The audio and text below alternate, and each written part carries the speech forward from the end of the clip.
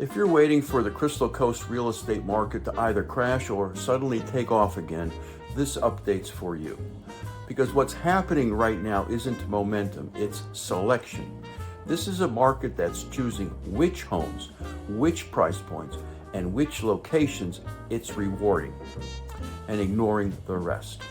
I'm Dennis Richkowski. I'm your local Emerald Isle real estate expert and relocation specialist. Every month I analyze real estate data across 10 towns along the Crystal Coast, from Emerald Isle to Beaufort to Jacksonville, to separate headlines from reality.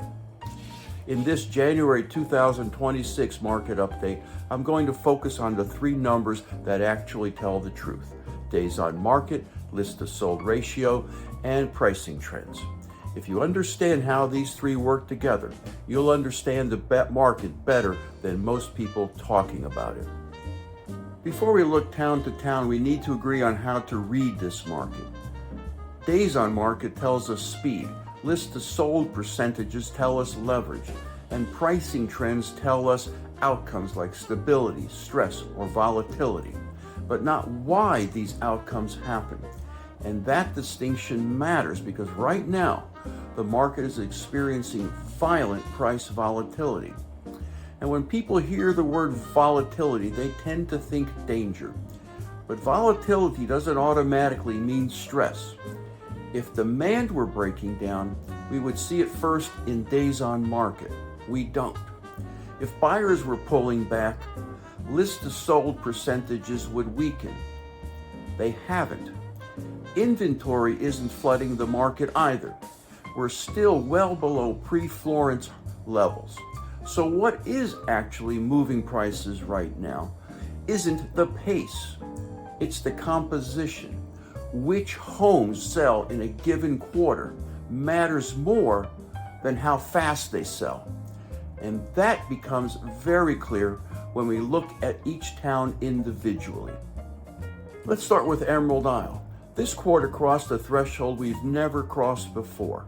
For the first time ever, both the average list price and the average sold price exceeded $1 million in the same quarter. At the same time, days on market stayed steady. List to sold percentages stayed strong. And that tells us something important. The market didn't suddenly speed up. It simply shifted. Higher end homes dominated the sales mix this quarter. And in a small market like Emerald Isle, that pulls averages sharply higher. That does not mean every home is worth $1 million.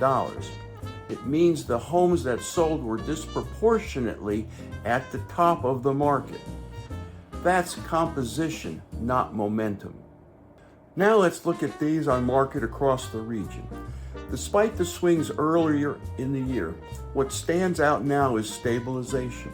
Emerald Isle shows it, the mainland shows it, Jacksonville, our control market, shows it. When days on market stabilize across very different towns, that tells us demand hasn't broken. This isn't a panic market, it's a normalized one. Buyers are taking their time, but they're still buying. Next, list to sold ratios. This is the stress test. If buyers were nervous, if leverage had truly shifted, this is the first line that would crack. It didn't. Across the Crystal Coast, list to sold percentages remain clustered in the mid to high 90s.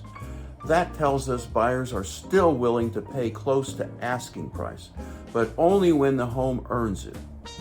That's not fear, that's called discipline. Now let's talk about pricing trends, because this is where most people misread the market. When you look at Emerald Isle alongside Knoll Shores, the contrast jumps out. Knoll Shores saw a dramatic drop in average pricing this quarter, yet days on market didn't spike, list to sold didn't collapse. With just a few luxury homes removed from the mix, pricing resets immediately. That doesn't mean weakness.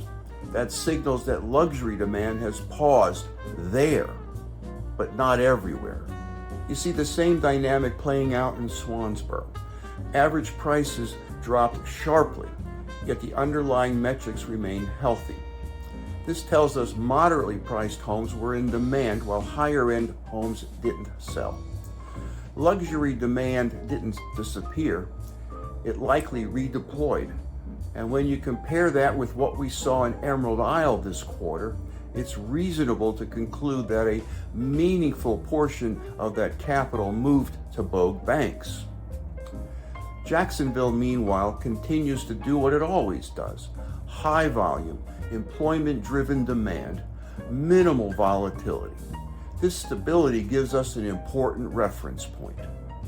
So the takeaway here is not that everything sells if you get it right. The takeaway is that the market is being selective about which version of right it's willing to buy. That's why pricing trends are swinging so hard, even though demand hasn't broken down and inventory hasn't flooded the market. This is a market driven by composition, not momentum. And if you don't understand which segment of the market is actually selling in your town right now, averages will mislead you.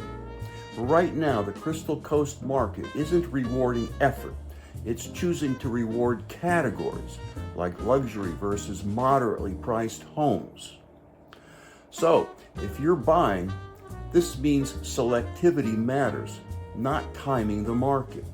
And if you're selling, pricing without understanding composition at the moment isn't strategy, it's simply a guess.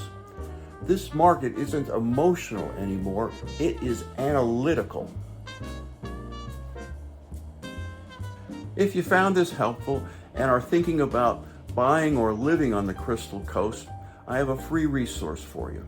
Text the word FREE to 919-308-2292 and I'll send you my book, Live Where You Vacation. It's a deep dive into living on the Outer Banks of North Carolina with a special focus on Bogue Banks and Emerald Isle.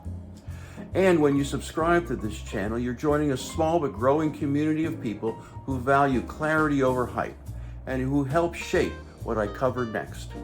Thanks for watching, and I'll see you at the next update.